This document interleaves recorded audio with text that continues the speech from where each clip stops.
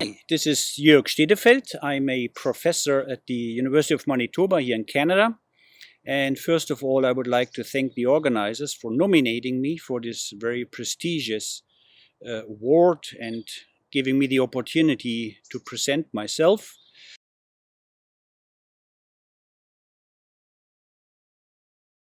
To come to your first question, actually, I remember very well. It was a Thursday in 1989. I was studying biochemistry and crystallography at this time at the university in Leipzig. And Leipzig at this time was a hot spot, these Monday demonstrations, lots of things were going on, and we as students were exposed to it. And I remember when the wall came down, like, so to speak, it would have been yesterday. It changed my life dramatically. I would never have come to Canada otherwise. And yeah, this breaking down the wall or bringing down the wall is a theme in a way in my life. I did this in many aspects again.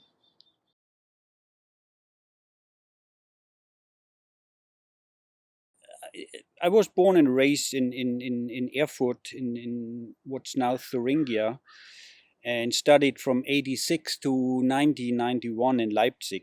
I mean, these were different times. And however, I always had this gene, so to say, in me to look for new things and to figure things out. It wasn't necessarily a trigger that I become a structural biologist, but uh, I'm very very happy. I have a very satisfying job. What's better than figuring out new things and work with young people and teaching and this kind of stuff. I would wish less administrative duties, but I think that's what it is.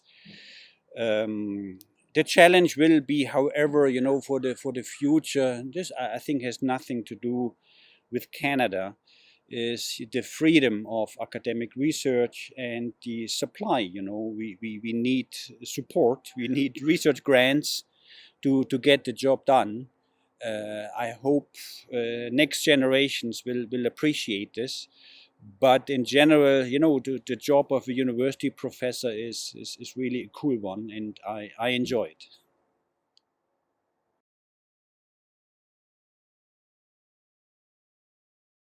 I mean, there are many, many challenges. And first of all, in a nutshell, we perform eDNA metabar coding in the Canadian Arctic. In other words, we go to places there and take samples and technically look for sources of life.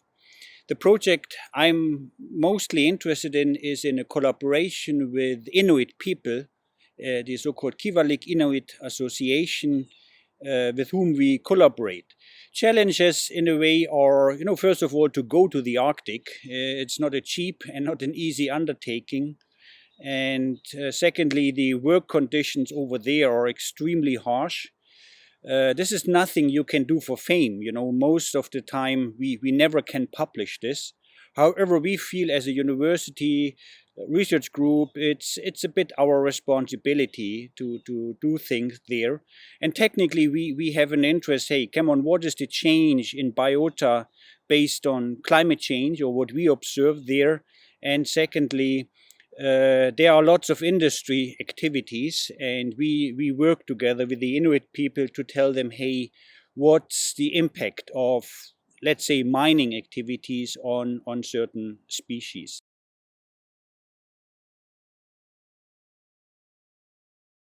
The essential new finding in our research I would describe as follows. We are the first who managed to bring together industry partners in form of mining companies together with Inuit people and a research lab to work together. Come on, what's the impact of mining activities or industry activities in general on the quality of life for Inuit people there in the Canadian Arctic? Our new solution or the innovative way is, come on, this eDNA technology per se is something, it's a new technique, and we exploit this, so to say, as a non-invasive biomarker for these kind of questions. The challenge was that, come on, the amount of eDNA you find in this environment is extremely fragile. It's very small amounts. So there were lots of technical questions. Beside the fact that, it's always a challenge to go there and just do the research. I found it extremely intriguing to be part of the One Voice initiative, where we technically combine, we work a lot with the elders and the communities up in the north per se. And, we interview them, we talk about their background, we talk about their experience. Of course, they know their backyard much better than we do. And this interplay, come on, with traditional knowledge, if you will, in our so-called modern Western high-tech technology, this I found over the years is an extremely satisfying and extremely eye-opening experience. It's nothing easy to do in a way. One has to really invest time and effort to build a trustworthy relationship.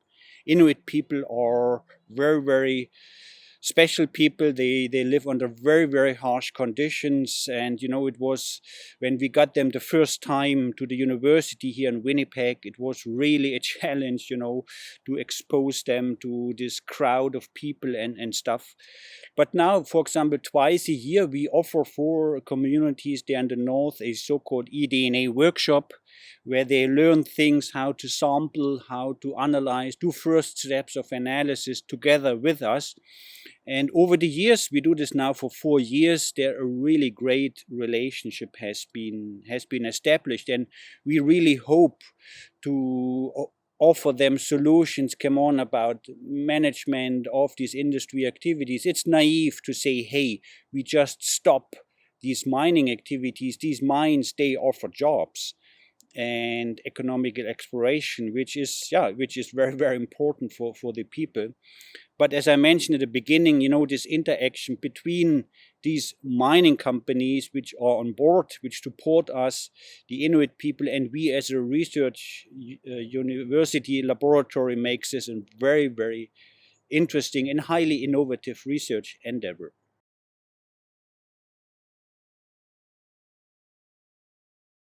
As mentioned already, benefit of the research to the society. This is nothing we can do for fame. It's very hard to get research support. However, as I mentioned, for us the impact is right away for the quality of life and for the work and living conditions for Inuit people. And the questions they always ask us are twofold. Is the water safe to drink, and is the fish safe to eat? And with our combined water quality assessment and eDNA metabarcoding, we have very strong answers in both cases. There are lots of open questions, of course. In a way, come on, what is really the impact of climate change? What is really the impact of industry activities?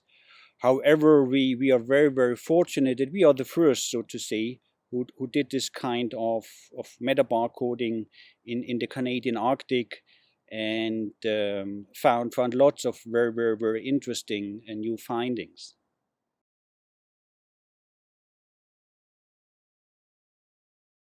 A good research program or a good research project always opens more doors, opens more questions than it can answer. And this is the same here. As mentioned to you, by training, I'm structure biologist. We solve crystal structures or cryo-EM structures. And this eDNA project is, so to say, at the beginning it was an endeavor or an adventure we just wanted to do, but it became a habit. And we do this now with all the energy we can afford, and all the manpower we can have.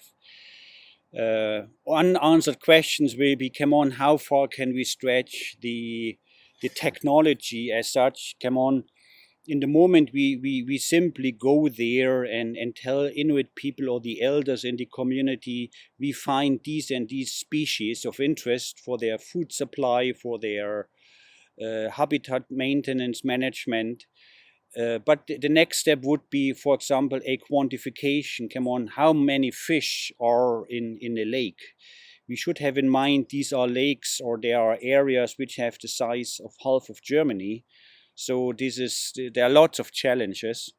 Another thing is, come on, can we detect diseases? We can do, of course, sequence certain genes which are established markers for cancer or for all sorts of diseases in this fish.